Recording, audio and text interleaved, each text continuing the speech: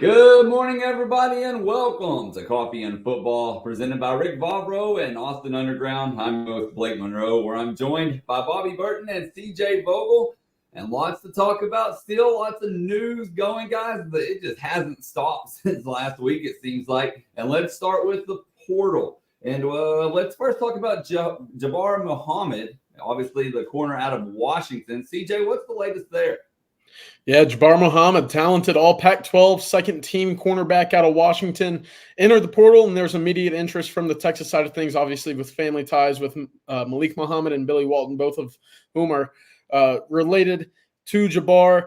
He arrived on campus yesterday around noon for his official visit to Texas, was quickly greeted by Manny Muhammad and a couple other Longhorns as he was entering the building, and then it was all Steve Sarkeesian there. It was all Steve Sarkeesian leading around Jabar Muhammad throughout the facility, checking out the stadium, really taking hold of that lead recruiting aspect for Jabar Muhammad, who made it in yesterday. Talented prospect. We've obviously talked about the corner and the safety and the entire secondary room and the revamping it's taken after 6 players entered the portal following the Big 12 championship game. Jabar Muhammad would certainly be a piece of that. I was actually looking over the numbers today, and there's a lot of reason to be excited about his potential to join the Texas program. On top of that, hey CJ, hold on a second. What is I don't want to. What is that potential? Because I wanted to ask that because a lot of people, and I'm sorry to break in on your train of thought, but like, how does he fit? Because Terrence Brooks is returning.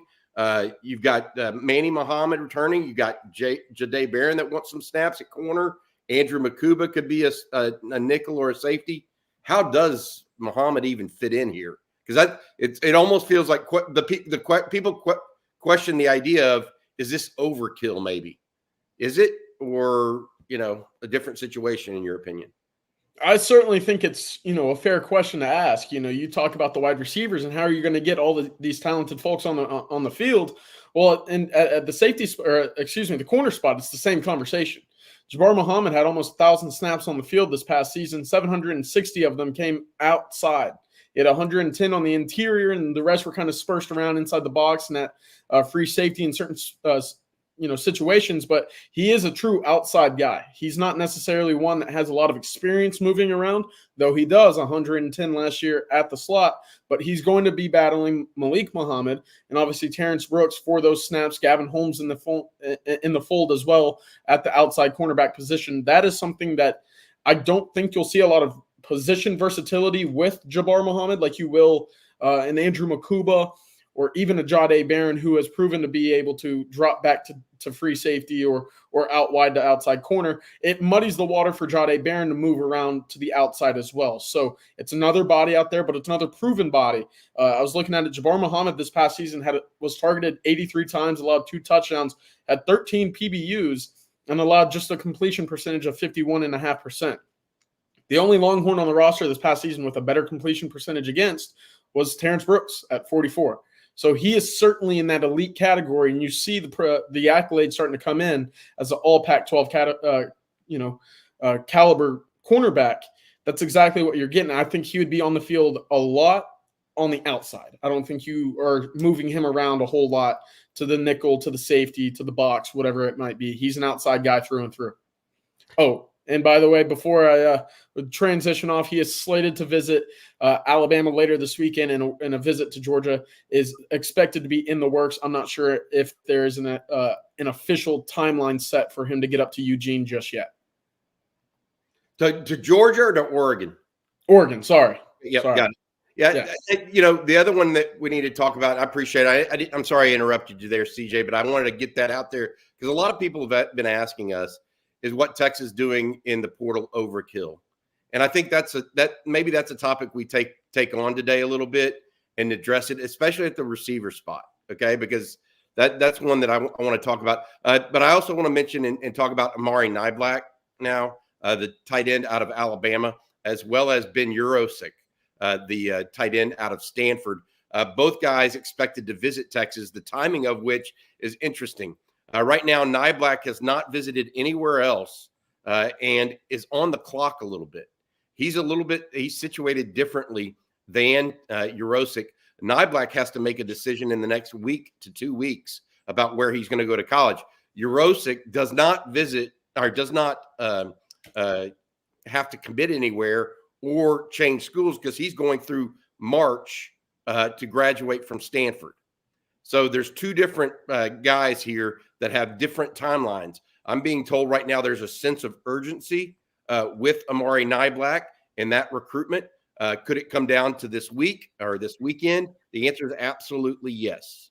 And Texas is absolutely pursuing him, and he is reciprocating interest. To what level? We've yet to see. Okay. The proof will be in the pudding if he makes the visit, et cetera.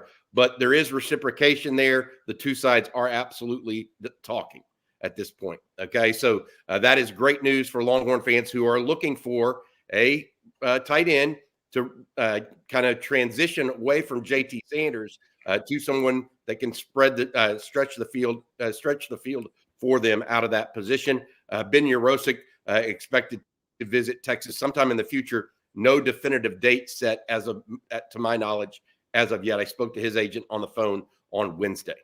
So that's where it is right now.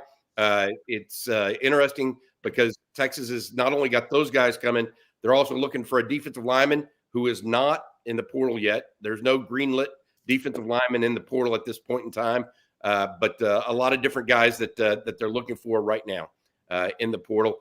I got to ask you guys, I don't know if y'all saw the brouhaha about Rodney Terry yesterday, Blake, but I got to catch the last 5 minutes of the game last night, and it was not a pretty last 5 minutes, and then it maybe ended a little uglier than that.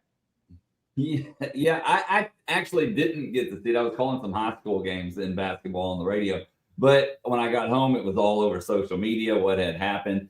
Especially with him getting on to the UCF players for doing the horns down as soon as they won. And I guess, maybe talking a little trash, telling them, hey, don't do that. It's disrespectful. Of course, I'm saying it a lot nicer than what he said out there. But, yeah, I mean, I don't know. I have mixed feelings on it. I get where he's coming from a coach's standpoint, like be respectful, win or lose. 100%. I'm 100% behind that. At the same time, though, it's younger kids. It's college basketball. Kids are going to talk trash. So yeah, I see both sides of it. I don't know what y'all's thoughts are on it. My thoughts are it's not his player. They're not his players. And so if I were Johnny Dawkins, the UCF head coach, I'd be like, hey, don't be talking to my players, dude. That's me. Now that also shows that Rodney Terry has an immense amount of pride for the University of Texas. So I'm happy about that, right? The negative is he's 0-2 at home.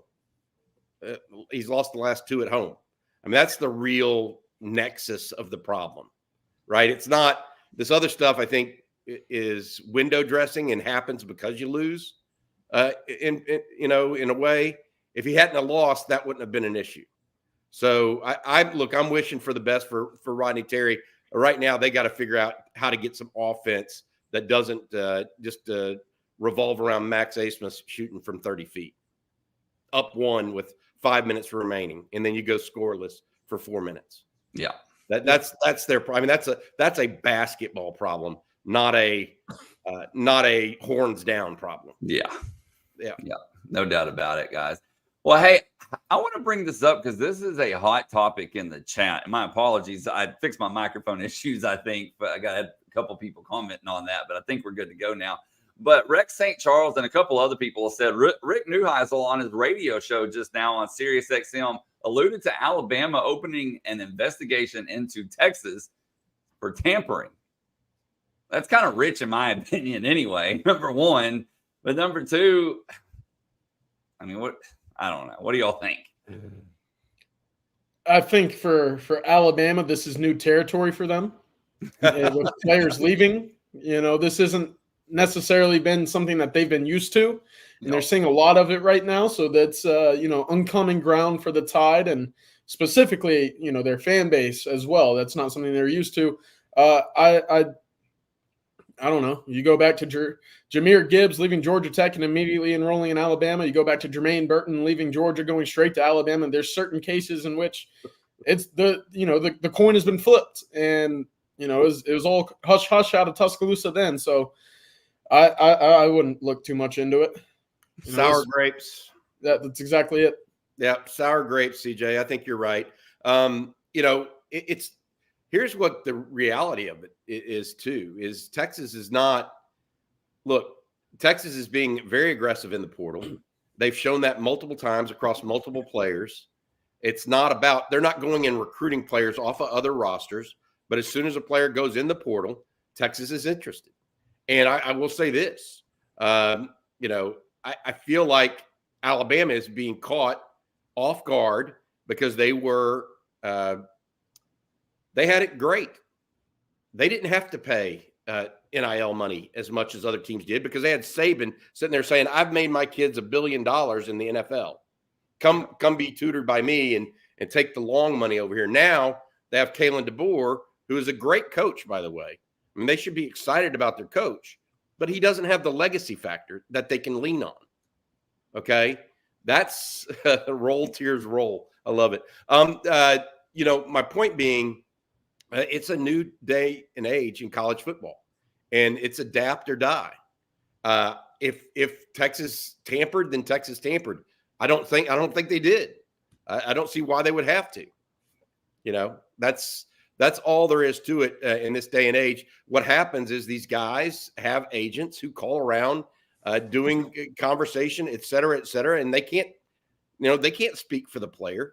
So it's not tampering. I mean, it's just unless Isaiah Bond called Texas and Texas took the call, I just don't see it. So. Yeah, and didn't Isaiah Bond say to Pete Thamel right away, I wanted to go play with another highly, rated draft pick quarterback.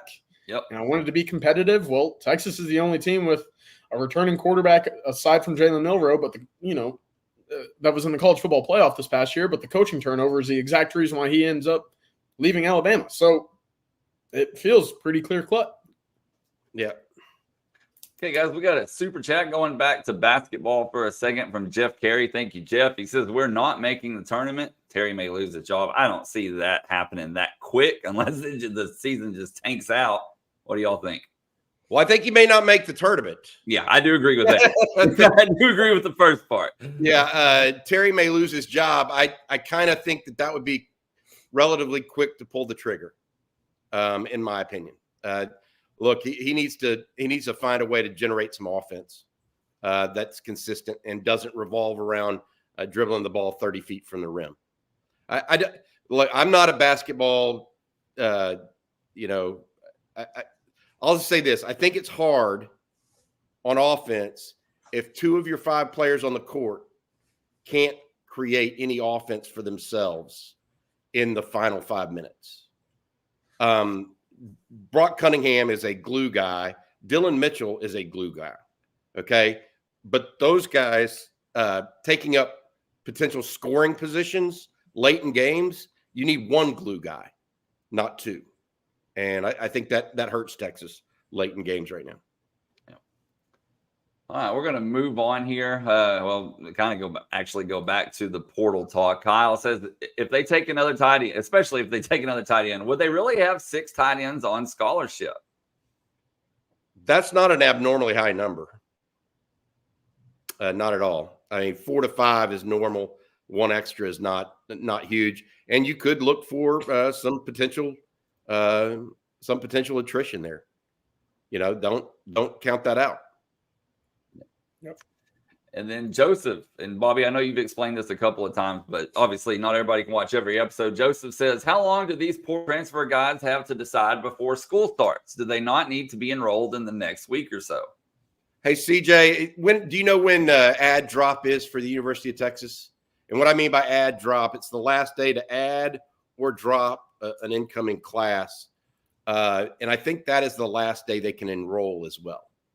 Yeah, it's 2 weeks from the 2 weeks from the start of the semester, which began Tuesday the 16th. So January 30th is the last day to add drop.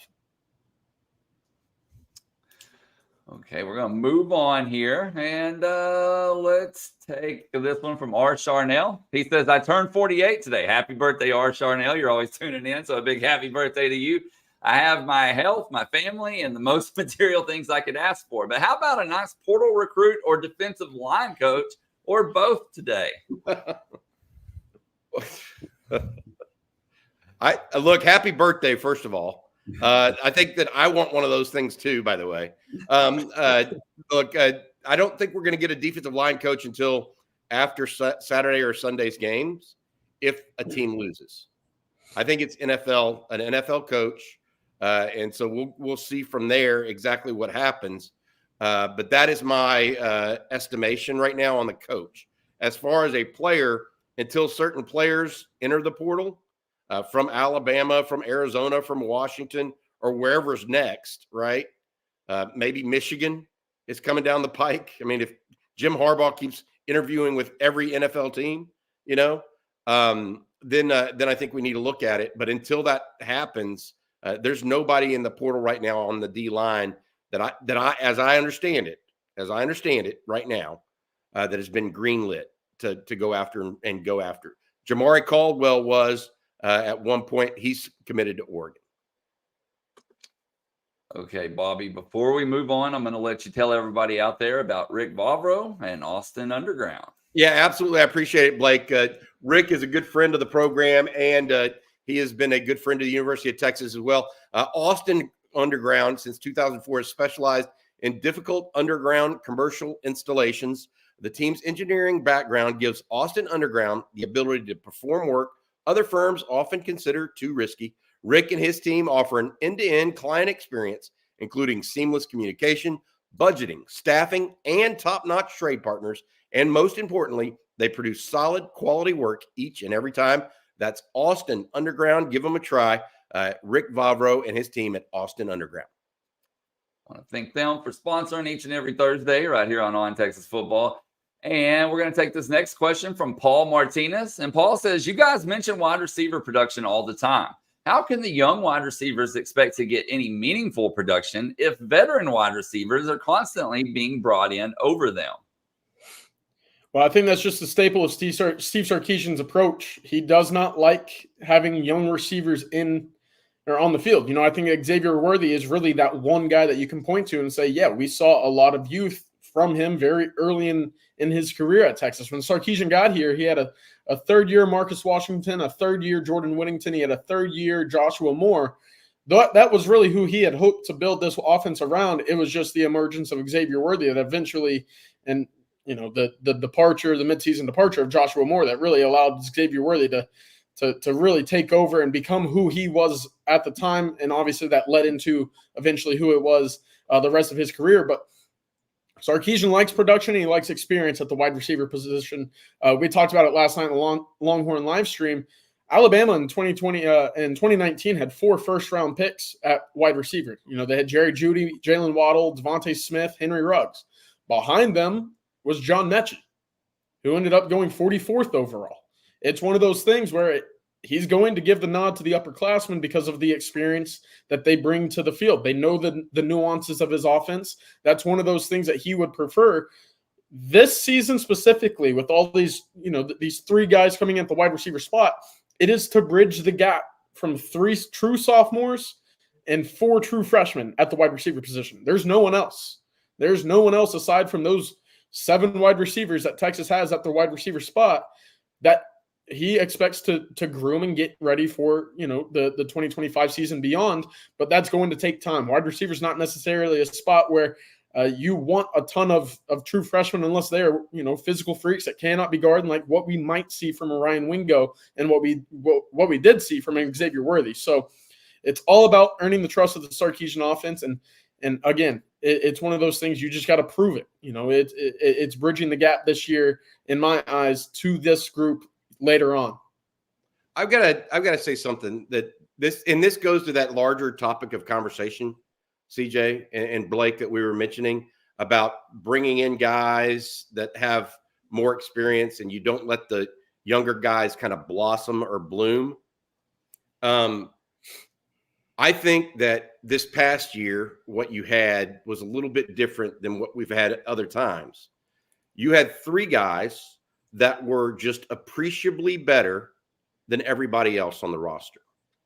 You had Mitchell, Whittington, and Worthy. Now, as good as Jonte Cook could be as a true freshman, he showed signs of being really good. He still lined up off sides one time. Of the 100 or 50 to 60 snaps he got, he messed up. DeAndre Moore messed up, made some what they call MEs, mental errors. They track those in practice. Okay, you get knocks on you for having an ME. Okay, the difference between the top 3 receivers and the next 3 receivers was a wide chasm. And I don't mean that as a negative to Jonte Cook, because I think Jonte Cook's an NFL player. Okay. He's just 18 or 19 years old compared to 21, 22-year-old, Jordan Whittington, or even 23. Right. So my point is that that's where Sark doesn't mind trying to incubate and have them work on getting better as a receiver. He's got an NFL wide receivers coach right now, Chris Jackson. Okay. He hired him from the Jaguars. They are getting trained and taught, okay, heavily. I don't think Texas has any. They love Jonte Cook, DeAndre Moore. Okay, they're not trying to push them out the door, but they want survival of the fittest. Competition is key. In the secondary right now, yes, they have these young guys coming, but if they add Muhammad, they add another 3-year starter in college football. Okay, these freshman defensive back, as good as they may be or as good as they can become, they need to be brought along similarly to how Derek Williams was brought along last year. Derek Williams has all the talent in the world, right? I think we all agree with that. Okay, yep. But he doesn't need to be the priority defender day one. I mean, Caleb Downs was a great player for Alabama this year, right? Who did Xavier Worthy beat over the top for the first touchdown? And did that, in all frankness, if Alabama would have been left out of the playoff, those 2 touchdowns with Mitchell and Worthy beating Downs, who would have, play freshmen sometimes. That's good. They need to get experience, et cetera. But you run the risk of losing football games. And so I feel like you look at it that way. And I have no problem with Sark's take. I actually think it's very healthy. They're not going whole hog in the portal. I mean, what's A&M up to now? 18? 21. Okay, yeah. 21 new players in the portal. Now, they may have needed it because their roster was picked apart. But the point being, Texas isn't doing this willy-nilly. They're doing it with a plan. And I don't know that Sark won't use more receivers next year. Yep. I don't know that we can say that definitively because, frankly, I don't think he's ever had that many receivers at Texas. And that's what I'm saying. Cook and Moore were not ready. You wanted them to be, but they were not ready. That's how it is. Bobby, you mentioned Derek Williams a second ago, and that actually leads me to this next question from Archmania. He says, is Kobe Black a Derek Williams starter kid at corner instead of safety like Williams? Ooh, he's definitely big and physical, right, CJ? He's like a bonus-sized corner in that way. Very physical. He almost will make you think of Ryan Watts in a way. But I think he's more of a more athletic than Ryan Watts. Less, and Ryan's a good player, so don't take this the wrong way, but maybe less stiff than Ryan at times. But Ryan has the experience level on him, so I would say that Kobe Black is not necessarily a starter kit like that. He's more of a man. How do you explain a big corner that's athletic? You know what I mean by that? I'm trying to think of another big corner that's just hyper athletic. CJ, do you have anybody that you're thinking of?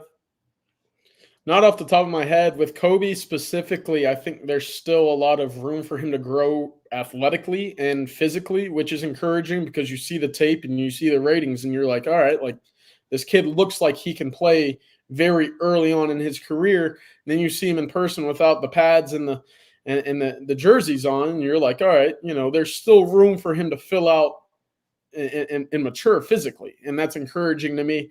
I think with Derek Williams, there's a little bit more true athleticism that was shown right away from a football perspective, a little bit quicker in terms of diagnosing things. And I'm not sure if you'll see that right away with Kobe Black. But again, if you can get him into a full weight room, a full off-season slew of workouts, you're going to see big-time changes to his body that you don't see right now as a result of just not having the resources to go out and, eat, work out, sleep, add everything in together, and you're going to see completely new Kobe Black by the summer. So that's encouraging. But I like what you said about the big body that can move at the cornerback position. There aren't many of them. I thought Texas really coveted what they had in Ryan Watts, obviously being 6'2.5", 6'3", and being able to cover as well as he did. I know that it didn't necessarily end on a break note, but I did think he was a pretty solid corner for Texas during his time here. Those are rare, and so you got to take care of those guys. We're going to continue on with the defensive talk here. Shane Duffy says, do you guys expect the strength of the defense to flip this year from run defense to pass defense, given the personnel changes? I think so. I think that's what CJ and I have kind of talked about. And how do you deal with that is the question. And how does it become a strength? Well, adding Makuba, getting Jahdae Barron back, perhaps adding Jabar Muhammad, that's a start. Adding a Kendrick Blackshire that can play the run against a downhill running attack at linebacker, that helps. Getting a Trey Moore that can pass rush, so you can actually create some third and longs as opposed to just third and mediums. That helps. But at the end of the day, I think to win, Texas is going to have to be able to stop the run more. They can't just go from – and I don't think like Texas isn't barren at the defensive line spot in the interior, but they're not strong. They're not as strong as they need to be. Right now, they would be lower middle of the SEC.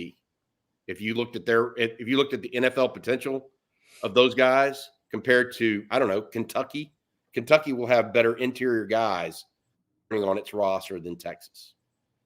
So think about that for a little bit. From an NFL, I don't care about star rankings and all this other stuff. I'm talking about true NFL type caliber. And so I feel like there's a level where Texas has to get to. And I think the portal may be the only way they get there this year. You're still going to, even if you try to refocus the defense on stopping the pass, that's great. At the end of the day, if you can't stop the run, good luck. You got to hold on to your hat because you don't know what's going to happen to you each week. And as good as Texas could be on offense this year, I think they want more from their defense in that regard. And they're going to have to find it through the portal, I think. And then Clinton wants to know, could we be looking at moving to a 3-3-5 or a 3-2-6 look?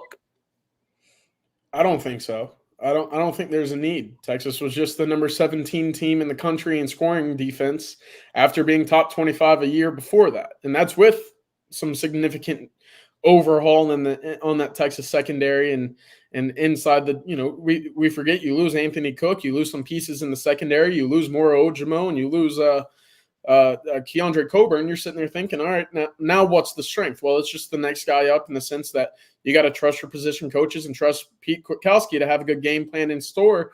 And I thought for the most part this season, there was a good game plan in store. And that was, mostly reliant on the talent that he had, in which they trusted the system. They're familiar with the system. That's one thing that we talk about is the continuity of the coaches that Texas has had, the assistant coaches, position coaches, whatever it is. We're seeing a little bit of a shakeup right now, obviously. But being able to keep the same scheme and game plan in place is huge for these guys to develop. When you're spending time, learning brand new systems, it's taking away the time that you could be learning a new pass rush technique or a new block shedding, whatever it might be. So keeping the same, approach defensively is very important to me. I think, you don't fix what isn't broken. And right now the Texas defense schematically is pretty sound. All right, y'all, we're going to take a step away from the defensive talk for a minute. We'll come back to it. But I want to bring this up, something I tweeted out this morning.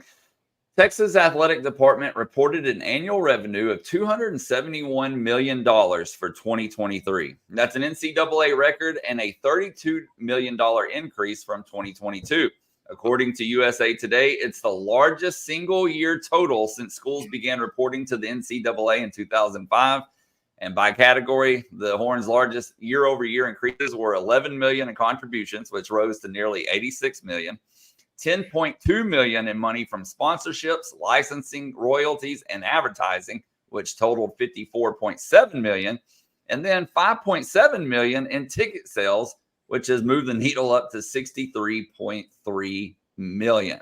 But a record-breaking year for the athletic department, NCAA record, $271 million in 2023. What y'all's thoughts on that? How about revenue share for the players? that's. I mean, think about it that way. No, I mean, Chris Del Conte. The first thing I actually thought of was Chris Del Conte's done a hell of a job. That's his job, is to do exactly what is put forth there, as well as provide a product on the field that the University of Texas can, and on the court and on the soccer pitch and on the baseball diamond or softball diamond, et cetera. His job is to drive revenue, graduate, and provide good situations for student athletes, and then win. And my thought process on the University of Texas athletic program is Chris Del Conte deserves a hell of a lot of credit for all of those things, as do people behind the scenes.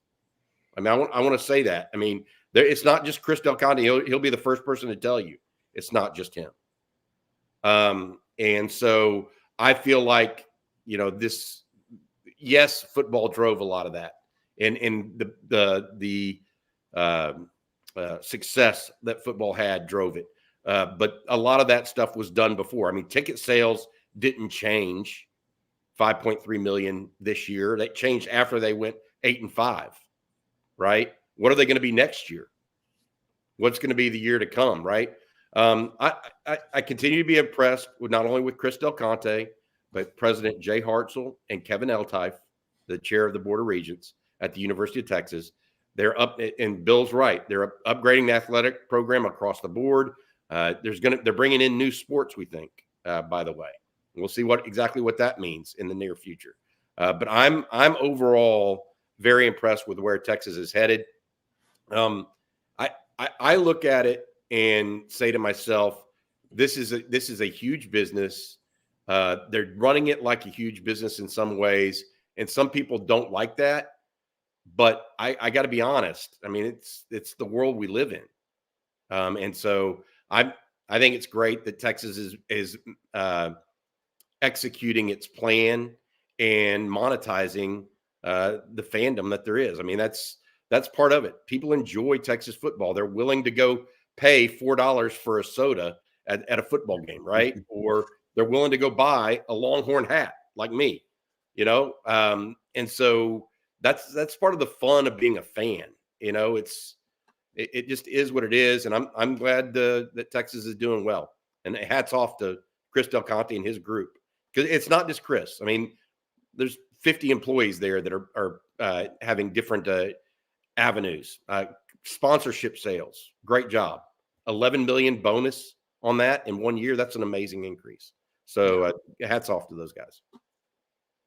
Okay, guys. Well, we will get back to questions here in just a second. And by the way, plenty of time to get your questions in, so please do so. And of course, we'll get to as many as we can. But before we move on, I need to tell everybody out there about Prize Picks. And Prize Picks is a skill-based, real money daily fantasy sports game.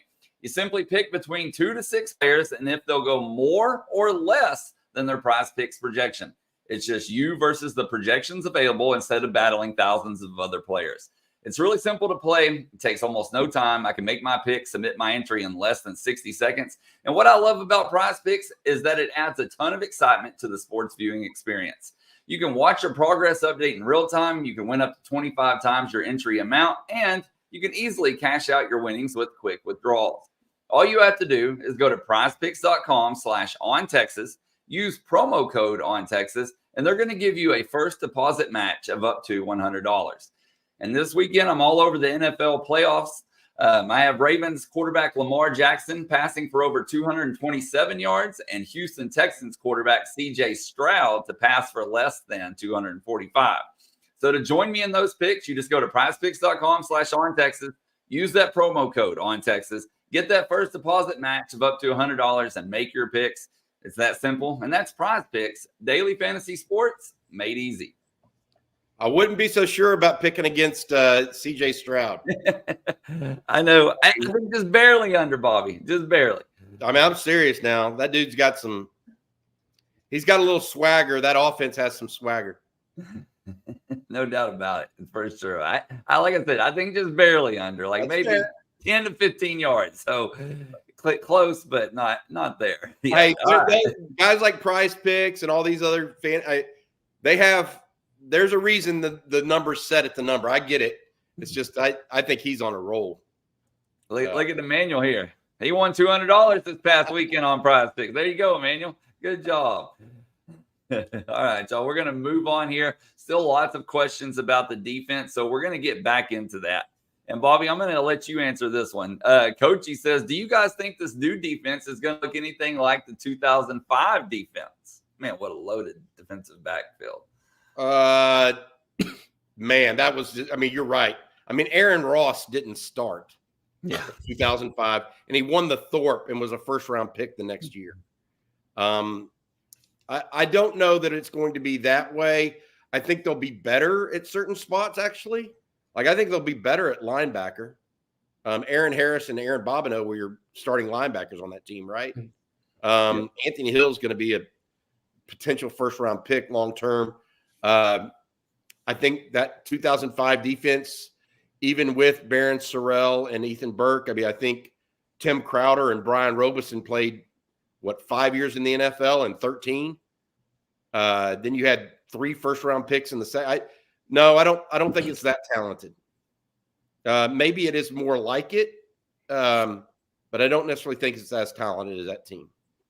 Yeah, I'm with you on that one. That one's just loaded at every position. Well, I mean, how do you account for, I don't know, a guy like Terrell Brown and Cedric Griffin as your corners that both had 3 years starting experience, and I think one was a second rounder, one was a third or fourth rounder. And then you had Michael Griffin and Michael Huff, both top 20. One was seventh overall or fifth overall. The other is 19 or 20. Aaron Ross coming off the bench. I mean, it was ridiculous. That's crazy. Yeah. I mean, interior had Frank Oakham, Rod Wright. They had some guys now. Yeah. Just unbelievable. Yeah. And depth like crazy. Yeah. All right, guys, we're gonna talk about this from King Me. He says, can you see any of our defensive ends capable of moving to defensive tackle if we luck out in the portal? Man, no, because no. It's like you and I just probably thought of the same name. It's Jure Bledsoe. Jure Bledsoe might be able to kick out to defensive end if he doesn't gain enough weight, but he can't. He's already at defensive tackle. And I don't see any of the defensive ends like Jamon Tapp's not going to get up to 290. Right. That's the problem. I don't see that. They need another big interior. What they really need is a big spring from Sadir Mitchell. That could do a huge favor to Texas, but we'll see if it happens. Hope is not a plan, or hope is not a strategy. Yeah. So, which actually leads me to this next question from William Nietzsche. Anyone concerned with the defensive tackle position? We need some positive news from that position. What's y'all's concern level at, if any? I think I have a little less concern at the moment than Bobby. I know Bobby's, expressed some concern. Obviously, that's the biggest question mark. I think we both agree on that. But Texas has, Alfred Collins, who has been around for 4.5 years now. Vernon Broughton's, been a contributor for at least 3 years as well. So it's not like there won't be, pieces there that Texas can work with. There is, there is some experience. There is some talent. We saw good things from Vernon Broughton taking a step into a pretty heavily rotational role this year. We know what Alfred Collins can be. Now that you see him as the main guy for the first time this year, you obviously hope that the flip is switched completely, but Texas did rotate Jabar Bledsoe and Aaron Bryant probably anywhere from 5 to 15 snaps per game towards the end of the season. Obviously, Aaron Bryant was on the field in the Washington game, one of only 5 guys on the interior to see snaps. So there is confidence there. Who's after that? That's where the concern comes in. And you can't play a season with just 4 interior defensive linemen. Like Bobby said, it's going to have to be a big spring forward this spring for Darrion Mitchell. That's exactly what it has to be. It would be great if Alex January could hit the ground running as well, as now the only interior defensive lineman in the 2024 class. So, yes, I do think that it is the biggest question mark when you look holistically at the positions on both sides of the ball. But I wouldn't say necessarily the position is doomed. I wouldn't say that. I think that there is some pieces to work with, but yes, there needs to be another piece added from the portal for me to feel comfortable about it. Right now, I would say my comfortability level with the positions probably around a 4.5 or 5. And I think if that's the lowest I have about any position on the field, I feel good about what Texas is going to bring to the table from a holistic standpoint going into the SEC. Mine is a little bit different. I just feel like the run game in the SEC is so important. I do feel a little bit less certain. And the problem I have, CJ, is that Alfred Collins and Vernon Broughton, while both I thought played better this year and did come on and were more complete players, neither of their strengths come against the run. Correct. You agree with that? Yep. And so that's the concern I have. Jabar Bledsoe, I don't even think he suited up for the Oklahoma State game. And the reason why is because he's considered more of a pass rusher as well. So they went with Aaron Bryant and Trill Carter as part of their roster. So that's a concern. The run stopping is a concern. Are we overdoing it or overanalyzing it? Maybe. But my contention that right now with what they have coming back, they're in the lower half of the SEC at defensive tackle, I think is at least from a run stopping perspective, is true. And let's talk Darrion Mitchell. Rudy says Darrion Mitchell is a big body, obviously dominant in high school. When do you think he's going to show that in college?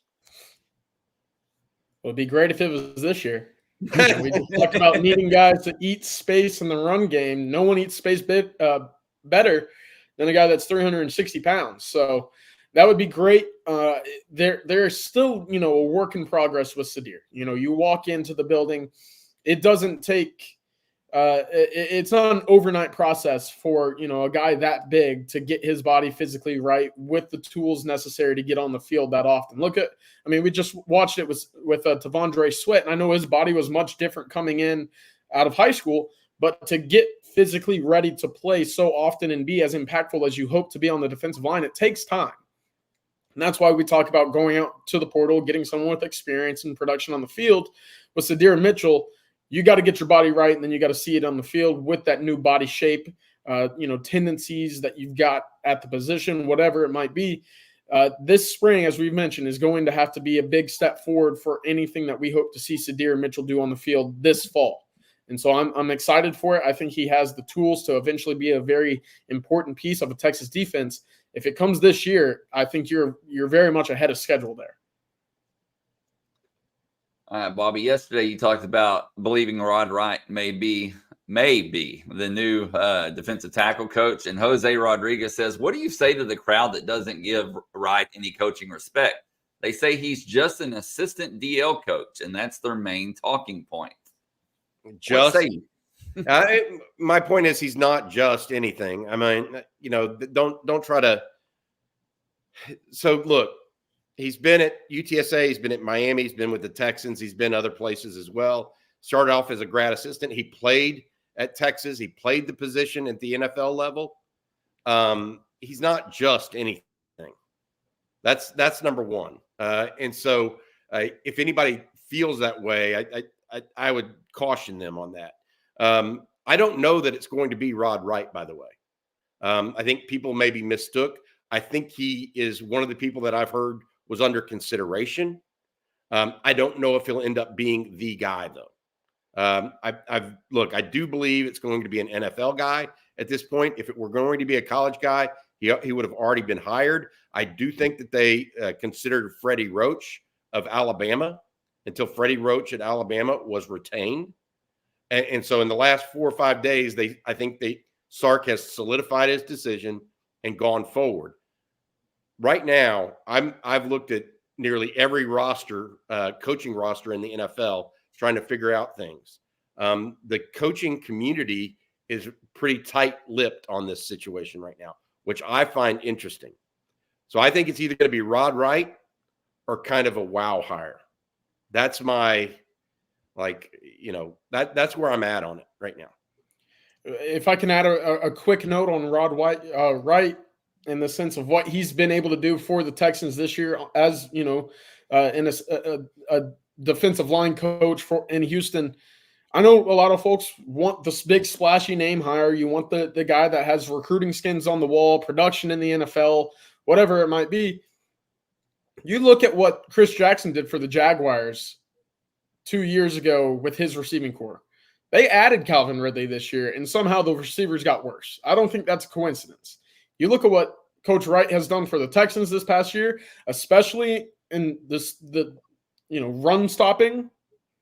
Texans allowed the second fewest yards per attempt of any team in the NFL, 3.5. They also allowed the sixth fewest yards per game, rushing the ball for an entire game at just over 96. That's impressive. I've got some breaking news. So here we go.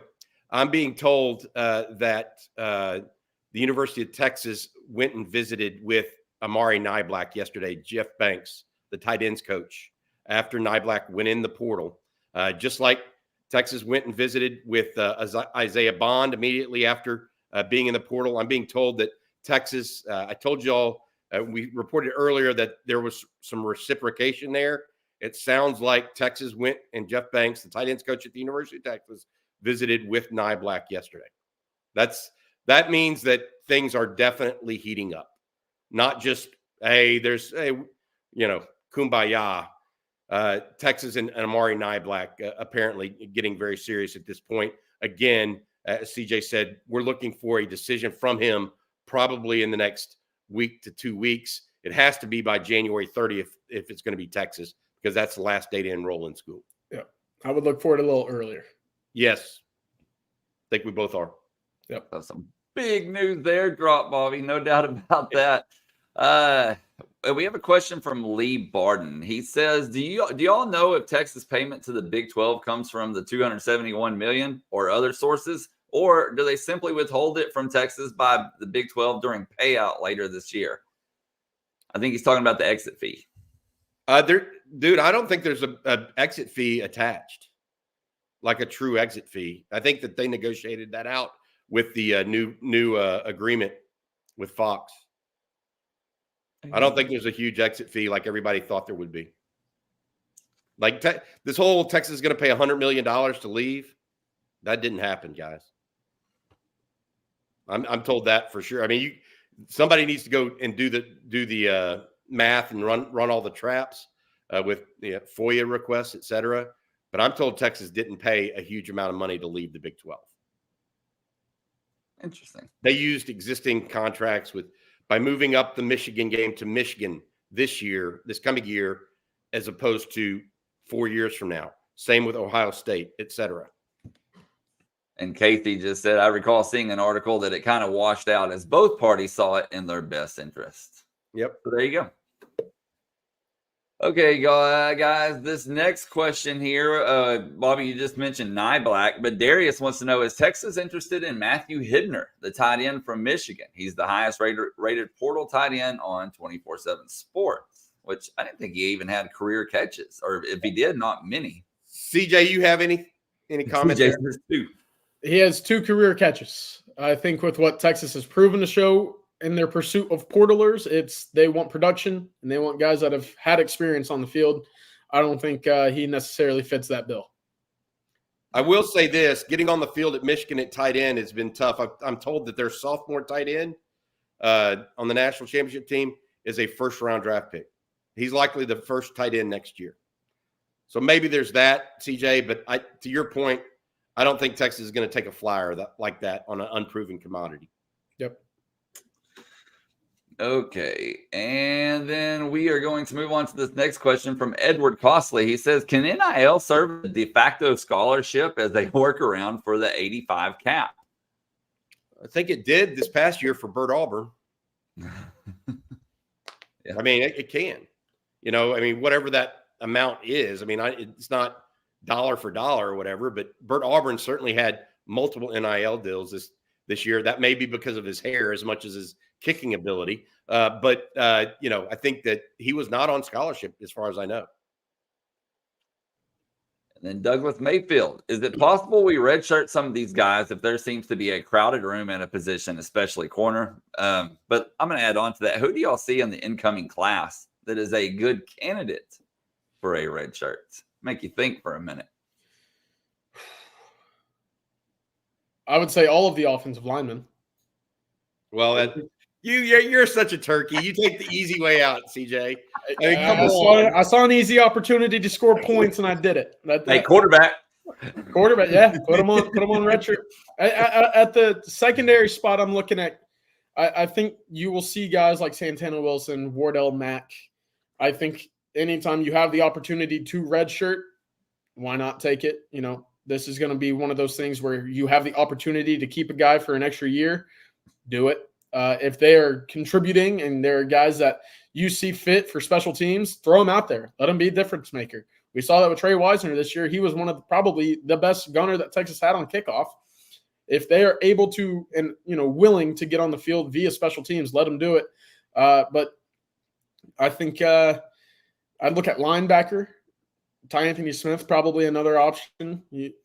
Texas had, they had 5 guys this past year. Don't you think he's a candidate for special teams? I think there's work to his body that needs to be done. He looked pretty thin, pretty skinny in San Antonio this 2 weekends ago. I thought it surprised me a little bit to the point where I thought maybe a red shirt could fit him just a little bit better. Interesting. I've got a couple. I think that Freddie DeBose still rehabbing a knee injury, and CJ, he's a mid-year guy that we weren't counting as a mid-year guy. I don't know that we've mentioned that before, right? Right. Right. He is on campus. Yeah, Freddie DeBose. He had a knee injury his junior year, sat out. He returned his senior year, but still a little hobbled, we think. So I suspect a red shirt there from him. I wouldn't be surprised if Jordan Washington redshirted. If indeed if they get an Amari Niblack or a Ben Urosek. So those are the kind of guys that we're talking about right now. What do you think about a Jordan Johnson Rubel? Where do you see his fit for as a true freshman? So I see him. They recruit him to play safety and nickel. He's a smaller nickel, a smaller safety. But all of these DBs, CJ, and I think this goes for every single one of them. Unless you've really scouted them in 7-on-7, you don't know how well they communicate in the secondary in high school football. Yep. It is unproven, and people want to say this guy's a 5-star, this guy's a 4-star, yada yada. I mean, all of those things, right? How well those guys communicate and react in the blink of an eye matters as much or more than their athletic ability. So I worry, like whenever you start talking about Xavier Filsaime, 10 500-meter, great. Okay. How does he react in a blink of an eye? Well, if Jordan Johnson Rebel reacts quicker, that's meaningful to me. And so it's not just stats that are easily identifiable traits. And so I don't know on DBs right now. until they get in. And that's why spring, it's awesome to see all these guys in spring, CJ, because you're going to know, right? You know, it's the old case study of a Tyler Owens, where you have, you know, the immeasurables, you have the track, you got everything that you want for a prototypical safety, and then the snaps, you know, go live, and you're wondering, all right, maybe this isn't the right spot, or maybe it's going to take a lot longer than you thought. All right, y'all, before we move on, Bobby, I'm going to let you tell everybody once again about Rick Vavro and Austin Underground. Yeah, absolutely. Rick and his team at Austin Underground have been specializing in difficult underground commercial installations since 2004. The team's engineering background gives Austin Underground the ability to perform work other firms often consider too risky. Rick and his team offer an end-to-end client experience, including seamless communication, budgeting, staffing, and top-notch trade partners. And most importantly, they produce solid quality work each and every time. That's Austin Underground. Austin Underground and Texas Road. We appreciate your sponsorship of Coffee and Football every Thursday morning. Okay, guys, we're going to move on here. And there was one question. Oh, Isaiah Stewart. He says, what was y'all's favorite part of this past season? If you had to pick one moment, what would it be? It's tough because it was a fun season, right? I mean, Texas won a lot of football games. I thought it was a really fun year. I remember walking out of the stadium after the Kansas State game just thinking, how in the world did Texas win that game? That to me is probably the most vivid memory I have of the season. Just the pure, you know, kind of awe of just like how you know, how's the season still alive? Because for, you know, the last hour and a half of that game, it just never felt like Texas was going to be able to hold on to it. And then they did in almost miraculous fashion. I remember leaving, sitting there just like, what? I felt like, Texas beat them with their backup quarterback. Okay. And with completely messing up twice inside the K-State red zone. A blocked punt, you know, and Texas still won. My favorite was that's it. The Burgermeister has it. The A.D. Mitchell catch in the TCU game felt like it was okay, this team is a team of destiny. We've thought it might be this whole time. Okay. But I felt like then and there, it was the stamp of approval. It was then that we knew, okay, we're legit. This is going somewhere. That was my favorite. Anything to deal with Brett Yormark's face, that was good. He couldn't say Sarkeesian's name. That's how bad Brett Yormark was. But that, and there's so many good ones. The other one that was pretty great, I think, was Alabama. Just a lot of great moments. But my favorite one, Kansas State was close, by the way. That was really close. But my favorite one, I think, has to be A.D. Mitchell. That was it for me. All right, so we're gonna move on. What about yours, Blake? What was yours? Man,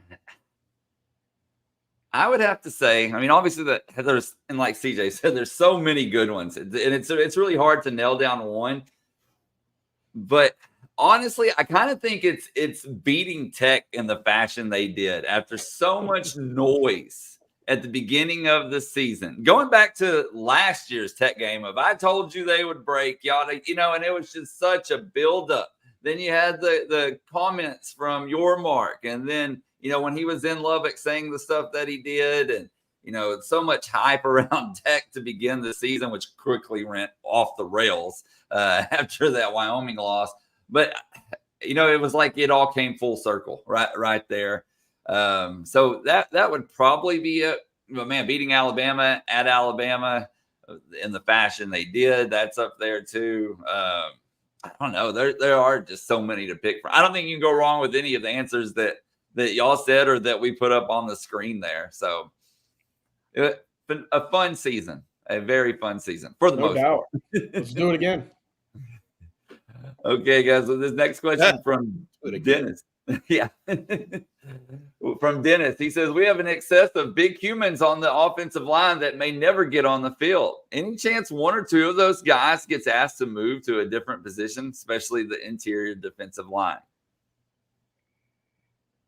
I'm trying to decipher. DJ Campbell could play interior defensive line if he wanted to. I don't think they're moving him, though. Neto, I don't think is a defensive guy. Cam Williams could play it, but I think that I'm like with CJ on that. I think he may be a first-round NFL pick. Yep. He's just so huge and moves people so easily. Connor Stroh, I don't know.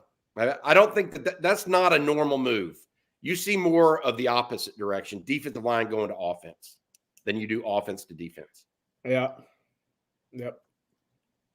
And then Todd Lacey wants to know about Zach Swanson. Any word on him? What's being said about him behind the scenes? That's not a name that comes up too much. No, it's not. I did get a chance to talk to some people post Bo Davis leaving. The word on Zach Swanson is that he's a good football player. He's just not big enough right now. He is a defensive tackle in a defensive end's body. And that is a problem.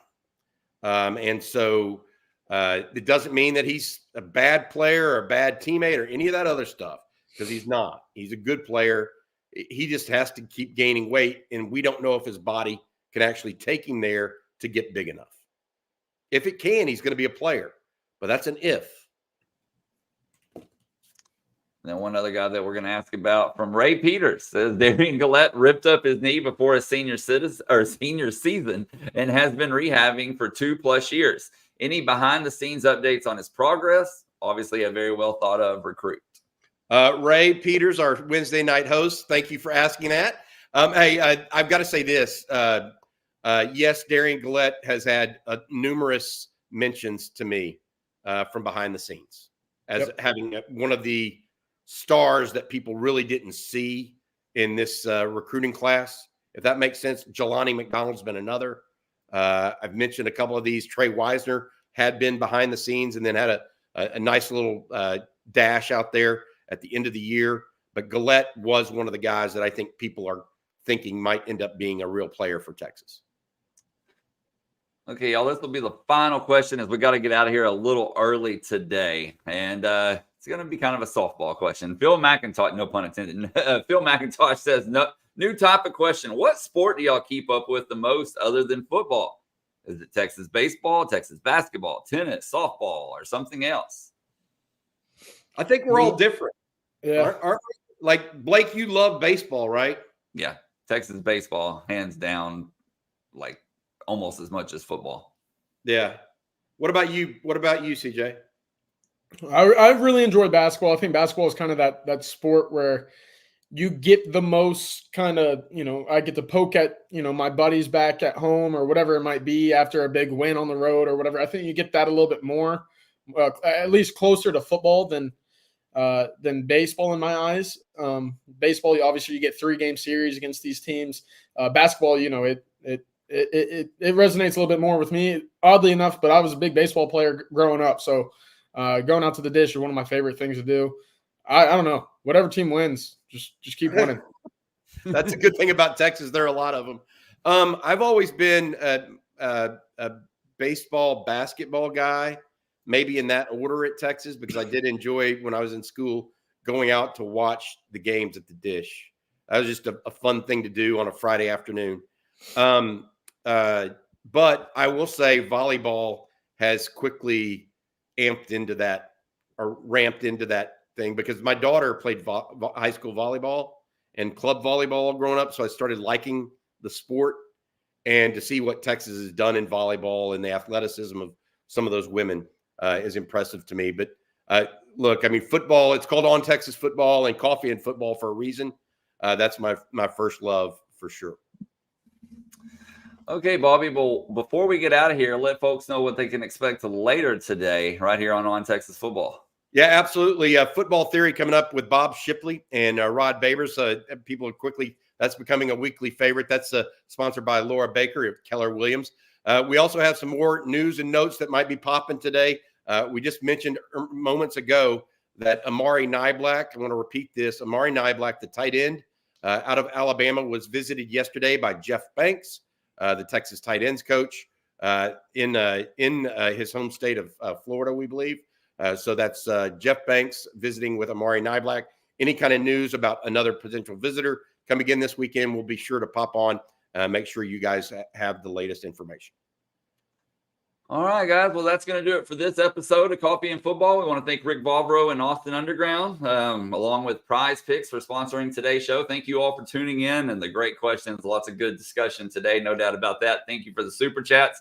And be ready.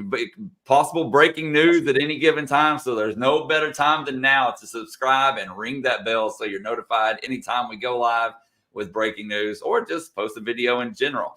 So for CJ Vogel and Bobby wait. One last thing. Don't forget about Jabar Muhammad, too. That's another possibility. He is slated to visit Alabama tomorrow. I use the term slated. Let's see what happens in the next 24 hours. There you go. All right. So, yep. Ring the bell. You got to ring the bell. But yeah, for CJ Vogel and Bobby Burton, I'm Blake Monroe, and we'll see you tomorrow morning. Hook 'em.